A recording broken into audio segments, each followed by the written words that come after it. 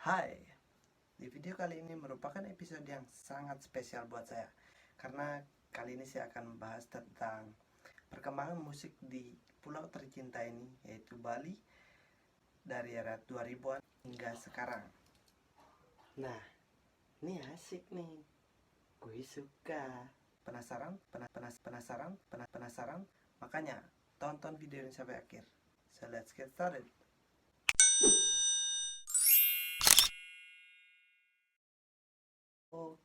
Oke. Ada nggak sih dari kalian yang masih ingat dengan musisi ini?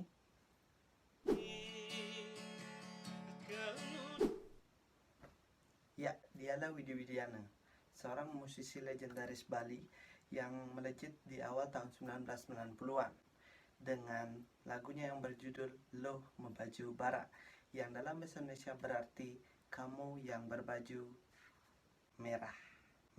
Merah. Jadi ini merupakan awal dari perkembangan dunia permusikan di Bali. Berkolaborasi dengan adik kandungnya sendiri yaitu Sri Dianawati di bawah naungan Maharani Record, Widi Widiana memulai karir bermusiknya. Dan pada tahun 1996 dengan label barunya yaitu Aneka Record, Widi Widiana semakin melejit, ditambah dengan rilisnya album pertama yang bertajuk Kasmaran. Menginjak tahun 2000-an, Widi Widiana masih merajai tangga lagu pop di Bali dengan lagunya seperti Sampik Intai, Kupu-Kupu Nakal, Suksumo Yang Widi, dan Dokar Tresna.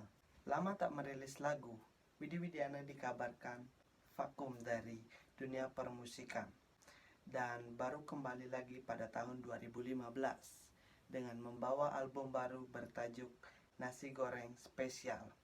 Dan mungkin salah satu lagu dari album ini kalian pasti tahu, yang berjudul Formalin Selo. Soda gembira selo, sambat saja hidup Baline. Musisi kedua yang sangat berpengaruh di dunia permusikan di Bali yaitu Bayu Kastewarse, biasa disapa Bayu KW. Musisi dengan rambut gondrong ini dikenal dengan lagunya yang identik dengan kata-kata Srinem. Dan dengan kehadirannya di era tahun 2000-an semakin menambah warna-warna baru di dunia permusikan lagu pop di Bali. Dan salah satu lagu yang masih terpatri dalam ingatan anak tahun 90-an yaitu lagu bertajuk Srinem Nehanehi. Jadi mengambil tema dalam percintaan jarak jauh antara Bali dan Banyuwangi membuat lagu ini sangat-sangat menarik. Jadi sampailah kita ke era yang paling saya sukai, bisa dibilang era favorit saya, yaitu era revolusi. Kenapa saya bilang era revolusi adalah era favorit saya? Jadi pada era ini banyak band dan lagu-lagu yang tercipta yang bisa dibilang merupakan soundtrack dari perjalanan hidup saya. Dan band itu adalah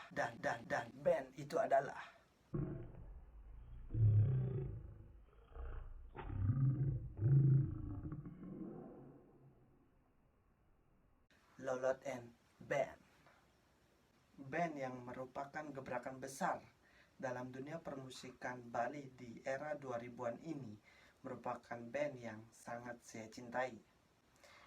Beranggotakan Made Bawo aka Lolot sebagai vokalis, Doni Lesmana sebagai lead gitar, Lanang di basis dan backing vokal, dan Denny Surya sebagai drummer, membuat band ini melambung tinggi. Dengan mengusung aliran rock alternatif, Lolot and Band disambut positif oleh masyarakat Bali dan juga menjadi alasan terbentuknya band-band lain dengan warna musik yang lebih beragam seperti Triple X, 4WD, Nano Biru, Bintang, dan So Band. Jadi, Lolot and Band telah menciptakan 5 album dalam karirnya hingga akhirnya vakum pada tahun 2008. Namun, tak lama kemudian pada akhir tahun 2009, Lolot and Band pun kembali dengan merilis album terbarunya bertajuk Pejalan Hidup. Kemudian dilanjutkan dengan album Nyujuh Langit di tahun 2014, album Manusia Raksasa di tahun 2017, dan Semeton Bali di tahun 2019. Oke, itulah musisi-musisi dan band yang sangat berpengaruh menurut saya dalam perkembangan musik di Bali. Dan sekarang saatnya Japer jawab pertanyaan. Oke, pertanyaan yang pertama.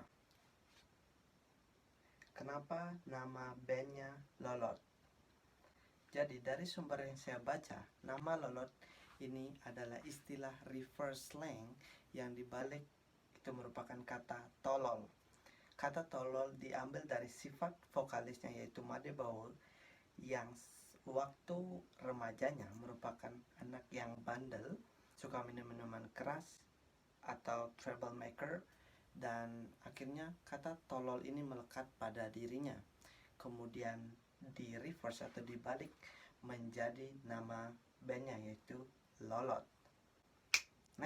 Next. Pertanyaan yang kedua. Apa yang dilakukan anggota band saat mereka vakum? Jadi, dari sumber yang sama, anggota band selain Made Bau membentuk sebuah side project, mengambil vokalis dari mantan vokalis Double T yang mungkin sekarang kalian tahu itu Johnny Agung and Double T. Ya, Double T yang itu bernama Bobby, kemudian membentuk sebuah band bernama Rock Avatar. Next. Pertanyaan yang ketiga. Apakah Lolot pernah bergabung dengan Superman is Dead? Jadi jawabannya itu pernah. Made Bau alias Lolot pernah menjadi basis di band ini.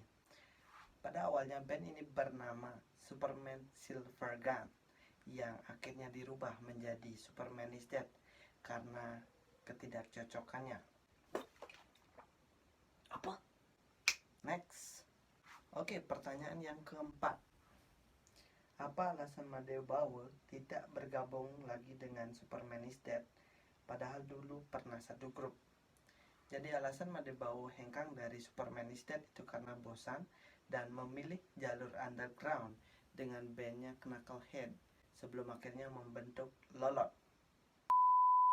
Oke, terima kasih sudah menonton video ini. Kalau kalian ingin subscribe channel ini, bisa klik wajah gandang saya di sini, dan untuk video-video saya lainnya ada di samping sini. I'm Teddy Matur Suksema.